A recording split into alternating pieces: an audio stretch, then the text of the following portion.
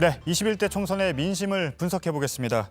이 자리에는 JTBC와 함께 예측 조사를 진행한 여론조사 기관입니다. 리얼미터의 이택수 대표 그리고 JTBC 정치부의 최재원, 유한울 기자가 나와 있습니다. 예, 어서 오세요. 네, 안녕하세요. 예, 먼저 이 대표님께 질문을 드리겠습니다. JTBC의 예측 조사로 본 전국의 판세 짧게 좀 정리를 해주시죠.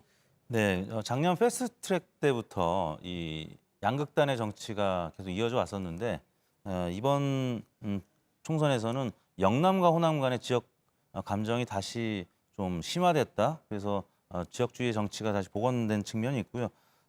수도권하고 이제 호남은 민주당이 좀 강세고, 그다음에 대전, 충청이라든지 강원은 아주 팽팽한 지역으로 지금 나오고 있고요.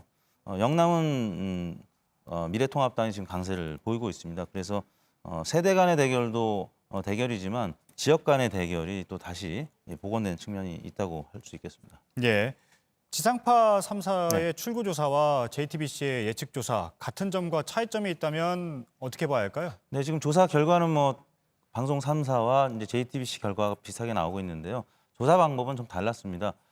방송 3사는 253개의 지역구를 다 출구조사한 것이고요. JTBC 조사는 전화 조사로 접전 지역 중심으로 60개 지역을 조사했고요. 또 성균관대 연구소랑 메타 분석이라는 방식을 도입해서 의석 범위는 지금 양측이 비슷하게 나오고 있는데, 쉽게 설명을 드리면 코로나19 검사를 하지 않습니까? 방송 3사의 방식은 드라이브 스루에서 검체를 직접 가까운 곳에서 채취한 것이고, JTBC 방식은 좀 먼 곳에서 그 체온을 검사하는 듯한 그런 방식이 아니었나 싶은데, 일단 전반적인 흐름은 같은 맥락으로 나오고 있습니다. 예, 알겠습니다. 예, 두 기자한테 질문을 드리겠는데요. 이번 총선에서 결국 핵심은 수도권과 PK가 될 것이다. 이런 분석이 나왔잖아요. 그러니까 부산과 경남. 네. 이 두 지역이 될 것으로 봤는데, 지금 예측조사와 출구조사를 봤을 때 더불어민주당과 미래통합당이 예상했던 것과 실제 예측조사와 출구조사, 물론 최종 결과는 아니지만 네. 좀 판세가 어떤 차이가 있습니까?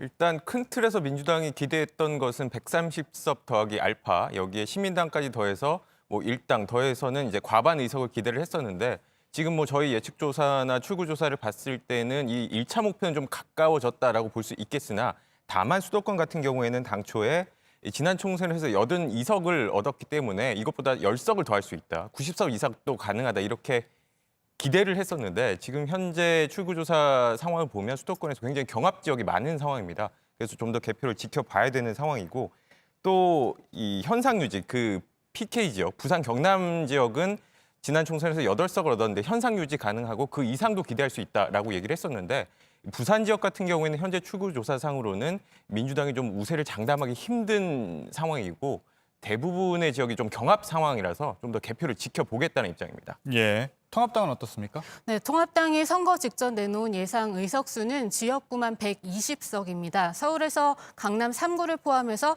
15에서 16곳에서 승리를 예측했습니다. 그리고 경기와 인천 72석 중에서는 22곳 우세에 14곳은 박빙 지역구로 예측했습니다. 여기에 PK에서는 16대 총선 이후 처음으로 전 지역구 석권을 좀 노렸는데요. 여기에 못 미치는 결과가 나와서 통합당으로서는 실망이 크지만 역시 경합 지역구가 많은 만큼 개표 결과를 끝까지 지켜봐야 한다는 입장입니다. 네, 이 대표님 네. 예측조사도 직접 하셨는데 마지막까지 초접전지다. 주요 승부처 중에서 마지막까지 초접전지가 될 것이다. 이곳을 좀 꼽아보면 어떤 곳들이 있을까요? 서울에서는 이제 광진을 아까 이제 보셨지만 고민정 후보하고 오세훈 후보가 출구조사에서도 박빙으로 나왔고요. 또 JTBC 예측조사에서도 경합 지역으로 분류가 됐는데, 지금 출구조사에서 한 1%포인트 뭐 내외로 지금 접전을 보이고 있는데요. 과거 이제 오세훈 시장 당시에 한명순 총리랑 밤새 출구조사를 우리가 봤던 기억이지 않습니까? 아마 이번에도 좀 비슷하게 각축전을 벌일 것 같고요. 경남의 양산을 김두관 후보가 살아 돌아올 수 있는지, 지금 출구조사에서는 0.4%포인트 차이로 지금 접전인데, 이 지역도 아마 밤새 출구조사 개표 결과를 좀 봐야 되지 않을까 싶습니다. 예, 알겠습니다. 이번 선거에서 뭐 여러 코로나19 외에도 여러 변곡점들이 있었죠. 막말 논란도 있었고요. 여야에서는 각각 이번 총선의 변곡점이 될 만한 부분들 어떤 점들을 꼽고 있습니까? 민주당부터 좀 들어보죠. 우선 민주당은 아무래도 코로나19 위기 대응을 좀 꼽고 있다고 봐야 될 것 같습니다. 이 선거 기간 내내 좀 이 코로나19에 대한 대응이 좀 표심을 결정하게 될 것이다라고 판단을 하고 일찌감치 이 선거대책위원회도 아예 간판을 이 코로나 국난극복위원회로 이름을 바꾸고 총력 대응 체제로 나갔었고 또 이 선거가 임박한 시점에 국내의 확진자 증가세가 둔화되는 반면에 이 다른 해외에서는 좀 확진세가 늘어난 점도 좀 선거에 영향을 미쳤다라고 분석을 하고 있습니다. 예, 통합당은요? 네, 통합당에서는 후보들의 잇단 막말을 또 하나의 변곡점으로 보고 있습니다. 특히 차명진 후보의 세월호 막말과 그 뒤 당 차원의 징계 과정이 매끄럽지 못했다는 게 이 통합당으로서는 가장 뼈아픈 부분입니다. 이 과정에서 수도권의 경합 우세 지역들이 다 열세로 돌아섰다는 내부 분석도 나온 것으로 알려졌습니다. 네, 알겠습니다. 대화는 잠시 뒤에 또 다시 이어가도록 하겠습니다.